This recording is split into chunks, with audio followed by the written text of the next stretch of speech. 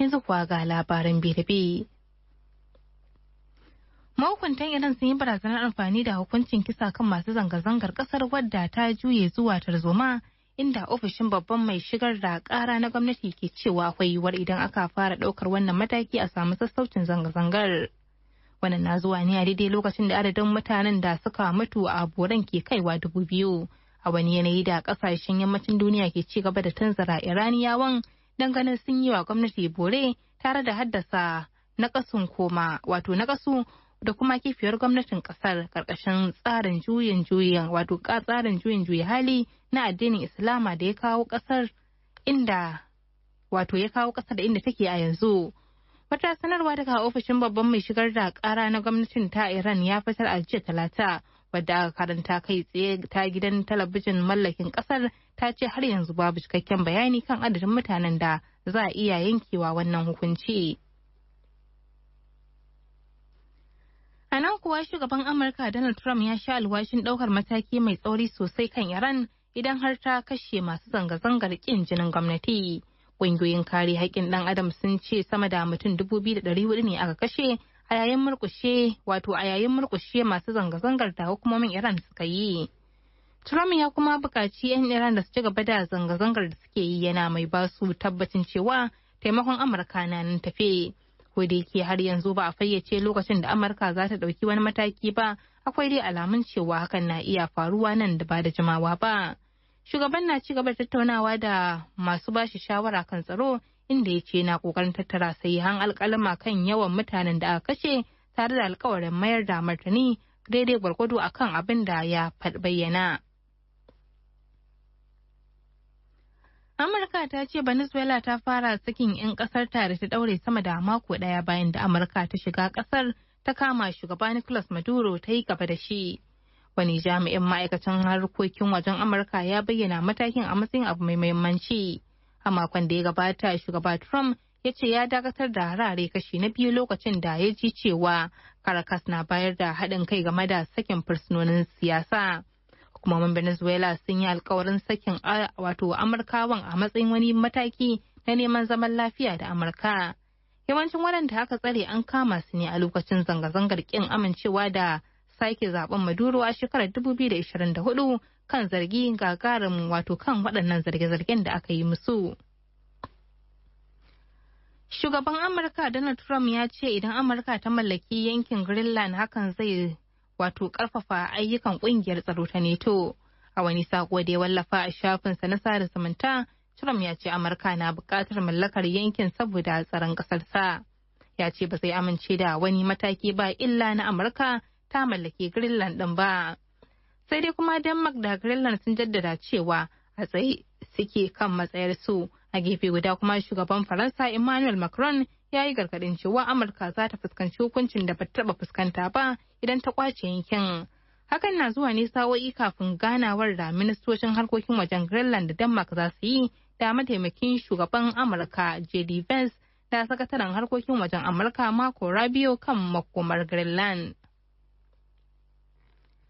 Ma'aikatar tsaron Indiya ta bakin babban hafsan sojin kasar Janar Upendra Dwivedi ya zargi Pakistan da harba wasu jirage marasa matuƙa zuwa sararin samaniyar yankin Kashmir da kasashe biyu ke takaddama a kan shi, wanda ya ce ya saba da dokoki da tsaron sararin samaniyar ƙasa da ƙasa. Zargin na Indiya na zuwa ne a daidai lokacin da ake zaman da tsakanin al'ummomin yankunan kan iyakar ƙasashen biyu saboda fargabar sake barkewar yaƙi a tsakanin su. Kuwa bara ƙasashen biyu masu ƙarfin nukiliya sun gwabza yaƙin kwanaki 4 da ya baiwa da bai yi wa kowane bangare daɗi ba gabanin shiga tsakani da Amurka ta yi ta yayyafawa rikicin ruwa. Yayin jawabinsa gaban manema labarai a birnin New Delhi a jiya Talata, Janar Dwivedi ya ce akwai buƙatar tun wuri gwara Pakistan ta kawo ƙarshen kutsen nata, maimakon haka za su mayar da martani wanda kuma ba zai yi wa ƙasar daɗi ba. Muna tare da Malam Shamuilu Salihu wanda zai dafa a matakin shiri da fashin baki. Malam Shamuilu barka da shigowa. To Malama Maryam barka da yau, masauraro assalamu alaikum. Barkanmu da yau, barkanmu da sake kasancewa da ku a wannan teburi namu na diplomasiya. To Malam Shamilu, mu faro da batu na can yankin Iran haɗi da amin dangantakar da ke tsakaninsa da Amurka. Wanda a yanzu mahukunta Iran sun yi barazanar amfani da hukuncin kisa kan masu zanga-zanga ƙasar wadda ta juye zuwa yanzu ta zama tarzoma. A gabar da shi ma dai shugaban Amurka Donald Trump ya sha alwashin ɗaukar mataki mai tsauri idan har Iran ta kashe masu zanga-zanga. Kuma idan za ka iya tunawa shugaban Amurka Donald Trump yana mara masu zanga-zangar baya domin sun fito su nuna kin jinin su gwamnatin Iran. Da kwarai da gaske. To ai wato wannan wani abu ne wanda yake da wato dambarwa ce wadda take da tsoratarwa kwarai da gaske. Kuma take da wato abin da kamar kya iya cewa sarƙaƙiya. Idan kika duba za ki ga ita Iran wato an daɗe ana nuna wa juna yatsa tsakaninta da Amurka da sauran ƙasashen tarayyar Turai. Tun shekara aru-aru da suka gabata. Kuma duk abin da ya kawo wannan shine wato kokari da Amurka take yi da Isra'ila da sauran kasashen tarayyar Turai wajen ganin an kai gwiwar gwamnatin musulunci ta Iran wato kasa.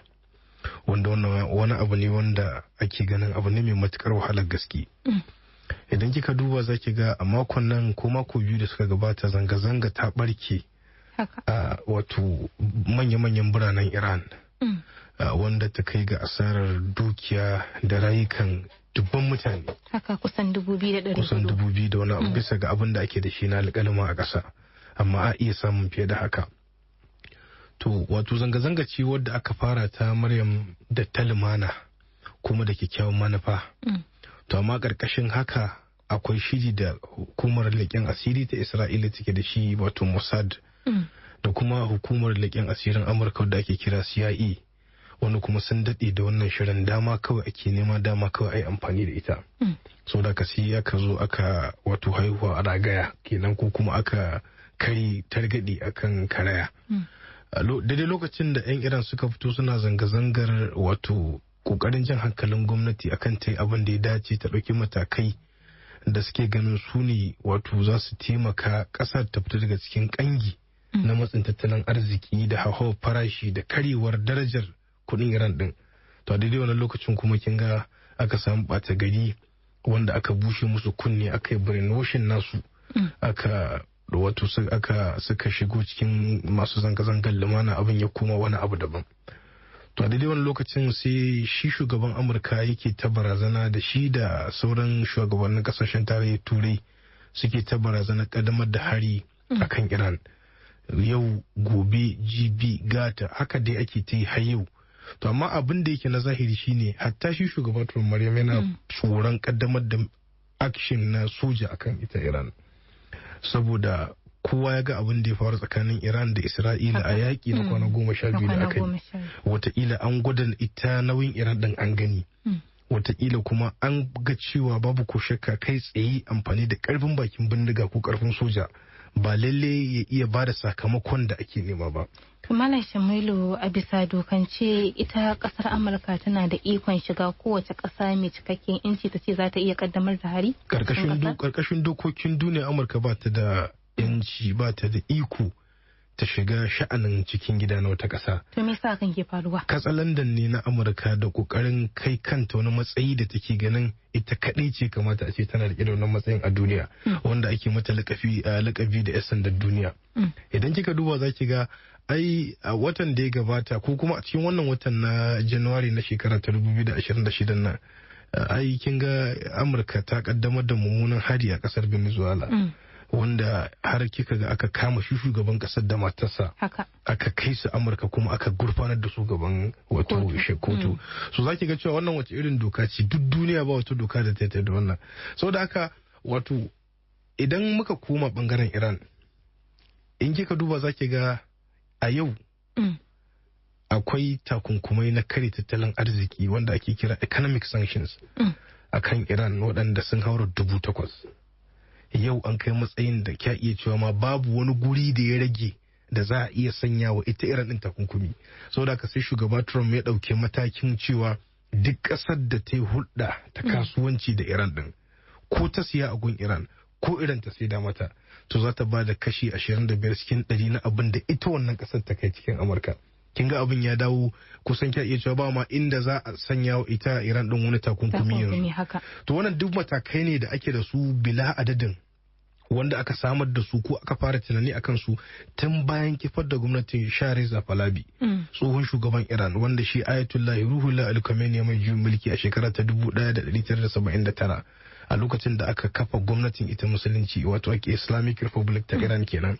To tun a wannan lokacin suke kokarin daukan matakai saboda sun ga kamun ludayin su, sun san wa'annan malamai ne masu rajin kare shari'ar musulunci, masu kishin addinin musulunci, masu tsauri kwarai da gaske.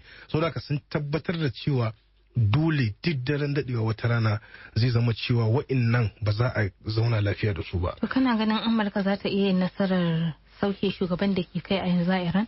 Yana da wahalar gaske domin idan kika duba za ki ga Iran ai ba kan wallasa ba ce.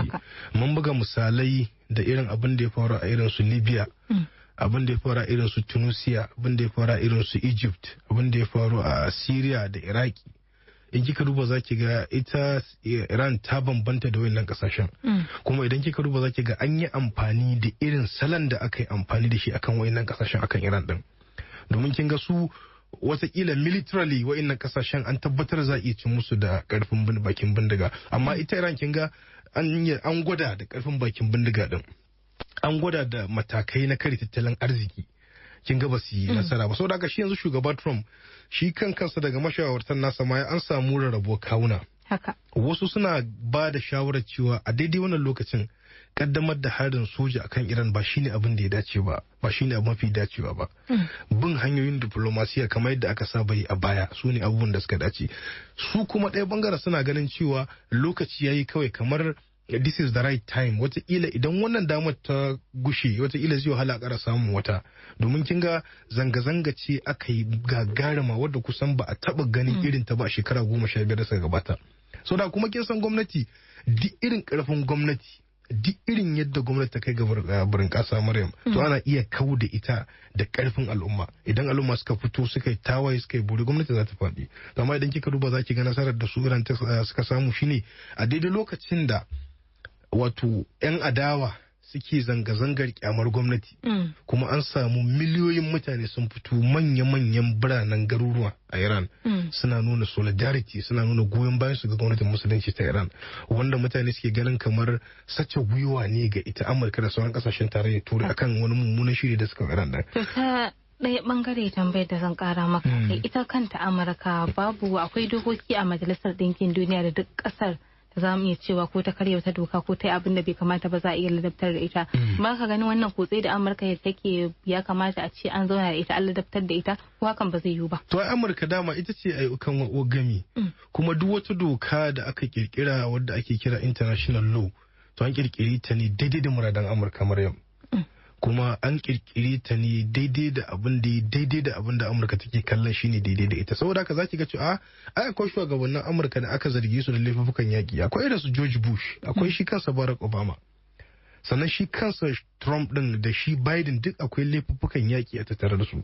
Amma kin ji wani ya daga hannu ya ce zai kai su kara gaban kotun duniya saboda karfin Amurka da kuma cewa ba kowa bane Majalisar Ɗinkin Duniya, ba kowa bane ICC, ba kowa bane ICJ sai Amurka. Saboda haka yanzu ga Prime Minister Isra'ila Benjamin Netanyahu daga ranar 7 ga watan Oktoba na shekara ta 2023 zuwa yau an kashe mutum sama da 65,000 a Gaza, banda mutum 120,000 da wani abu wanda aka jikata, miliyoyin mutane amma da su 'yan gudun hijira. Kuma akwai kasashe da dama cikinsu har da ina ganin Burtaniya da manya-manyan kasashe wanda akwai arrest warrant a kan shi Prime Minister Isra'ila Benjamin Netanyahu. Wanda idan ban manta ba ma shugaban Afirka ta Kudu shi kansa sai dai shigar da shugaban Isra'ila kara. Ya kwarai da gaske har yanzu Afirka ta Kudu tana da wannan kes din tsakanin ta Benjamin Netanyahu, amma kin ga yanzu ba abin da aka yi. Saboda haka idan yau wani ne yanzu shi ga Nicolas Maduro, ai zarginsa kawai aka yi masa wani kage da sharrin cewa yana safarar miyagun kwayoyi, yana safarar makamai da sauran abubuwa. A kin ga kasa da minti 15 Amurka ta farmake shi ta kama shi. saboda haka wannan da ma dai ita kanta Venezuela ta fara sakin yan Amurka da ta daure, kana ganin wannan wani tsari ne na neman shiri ko na neman sulhu tsakanin su da Amurka? A bakin su daya da ita wannan shugaban rikon kwariya ta ita Venezuela yanzu mataimakiyar ko kiya ita tsohuwar mataimakiyar shi shugaba Nicolas Maduro da gwamnatin Amurka akwai haɗin baki da haɗin gwiwa tsakaninsu. Saboda bayanai sun nuna cewa shekara 10 ko shekara 5 da suka wuce akwai tattaunawa ta sirri tsakanin gwamnatin Amurka da ita mataimakin shugaba Maduro. Kuma duk wanda ya kalli salon da aka yi amfani da shi wajen kama shi shugaba Nicolas Maduro ya tabbatar da cewa da ɗan gari akan ci gari. Akwai abin da ake kira wato an samu haɗin kai, haɗin gwiwa da wasu daga cikin manyan jami'an gwamnati. Kuma kama shugaban ƙasa fa Maryam ba ƙaramin abu ne ba fa.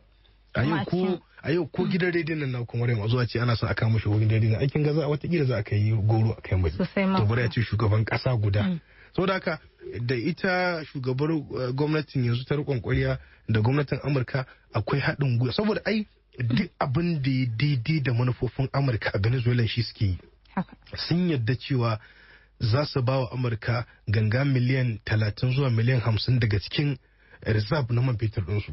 Sun yadda cewa Amurka ta shigo, kamfaninnukan Amurka su shigo su ci gaba da harkokinsu kamar yadda suke a baya. Daidai kafin lokacin shi Hugo Chavez zai kore su. Sun yadda cewa wato kusan treasury ɗin Venezuela ga baki ɗaya yanzu zai zama cewa daga Washington ake sarrafa ta. Irin abin da aka yi wa Iran ɗin a shekarun baya lokacin Mossadegh. Kin ga sai da Mossadegh ya zo karfi da yaji ya mallaka wa Iran kadarorin Iran din ya zama cewa suna da iko da su. An yi lokacin da za a yi budget a Iran daga Tehran amma idan wato secretary na treasury na America bai sa hannu ba za a ba da wannan kuɗin ba. Saboda haka kin ga kenan dukiyar ku ce, kasar ku ce, amma Amurka ke tasarrufi da ita. Amurka ke da ikon tasarrufi da ita. Ita za ta bada umarni a yi, ita za ta bada umarni ka a yi. Wanda ko ba wanda ya san ita. Nan da shekaru masu zuwa babu wata ƙasa da kake ganin a duniya ka iya lakucewa ita ƙasar Amurka hanci har kuma ta bata tsaikuwa irin wannan fage ta kuma mamaye duniya. Ai tafiya ake yi. Ba san me gobe za ta yi ba. Idan aka duba za a ga ai dawa ce su fafawa ai Rasha ce. Rasha. Me ya faru? Ai daga baya Rasha ta da kare. So da haka idan Amurka kuma Rasha ma ba ta irin wannan kama karya da ita Amurka ta ba. Rasha ba ta kwaɗayi da kwalama da wannan fashi da makamin da Amurka ta ba. Amma ita Amurka abinta ya zo da wani yanayi ne wanda kusan ba a taɓa ganin irinsa ba. Saboda haka ya zo da zalunci karara da danniya kuma babu wani zalunci da ke ɗore a Maryam duk irin karfi da irin yadda aka kafa shi. Amma dai an tabbatar da cewa za a iya samun gobe mai kyau ta yadda za a zo ki ga cewa an samu wasu ƙasa ko ta ƙasa guda ɗaya wadda za ta dungure Amurka hanci kuma babu yadda za ta da ita. Idan kika duba za ki ga yanzu ki duba yadda China take growing. Ai Amurka ba ta da wata barazana yanzu ta kowane irin fuska a duniya fiye da China. Tsarin tattalin arziki, tsarin tsaro, tsarin diflomasiya, tsarin cinikayya, tsarin alaka ta kudda sauran kasashen duniya. In kika cire Amurka a yau, China zaki fada. Kuma mu a mahangama irin tamu official declaration ne babu.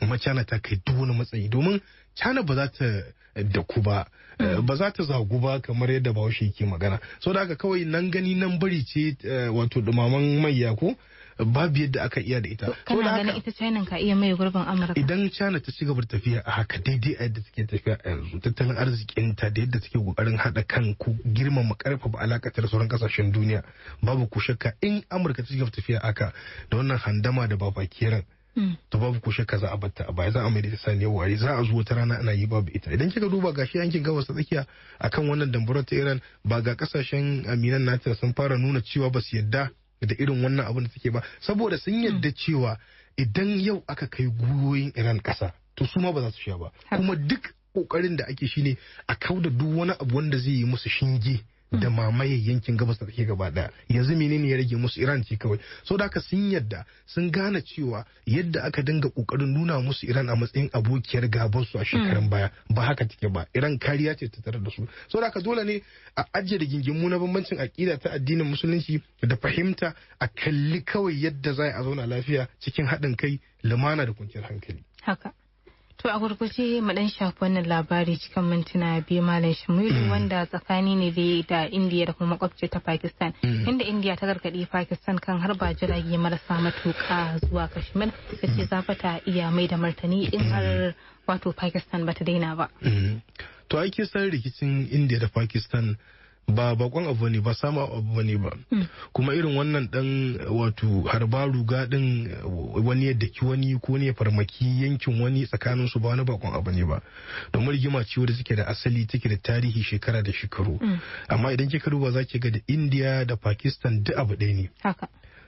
domin wani dan yanayi ne ya zo kawai ya sauya aka iyaka saboda kowace ƙasa tana claiming right na yankin Kashmir din. Amma duba ga irin yadda yankin ya fi rinjaya a India saboda haka sai ake ganin cewa mafi yawan yankin yana India. To amma kin ga musulmai ne a gurin.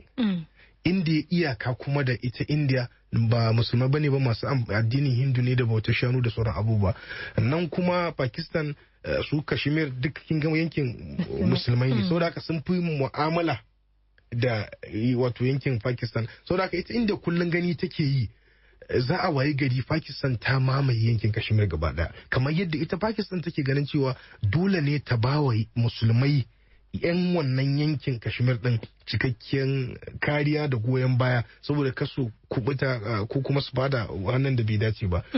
Sannan kuma yanki ne wanda yake ana cinikayya kurai da gaske tsakanin wa'annan kasashen. Akwai China a gurin, akwai ita Pakistan, akwai Iran ma akwai ita India. Saboda haka duk sun hada iyakoki da gurin. Guri ne strategic, guri ne mai matukar muhimmanci. Saboda haka kowa zai so ya mallaki gurin, kowa zai so ya karbi gurin. Saboda haka amma zaki ga an sha buga irin wannan amma za a koma teburin sulhu kuma zaki ga abin ya zo ya wuce ya lafa. An gabza watanni da suka gabata ya karshe dai aka kara komowa kan teburin sulhu aka banyo diplomasiya wanda Amurka ta shiga tsakani. So yanzu ma Amurka za ta kara shiga tsakani in abin ya kai gabar da za ta shiga tsakani, domin da Amurka da Pakistan din da ita India duka suna koren ganye da Amurka, kuma Amurka tana da bukata babba a gurin duka kasashen guda biyu duba ga irin tasirin su da kuma karfin, saboda duka nuclear powers ne. Saboda haka Amurka ba za ta so wani abu zai shiga tsakanin su ya fara kasu ba, wanda ita ma ba lalle mata dadi ba. Haka to masu sauraro duka da ma kawo karshen shirin na diplomasiya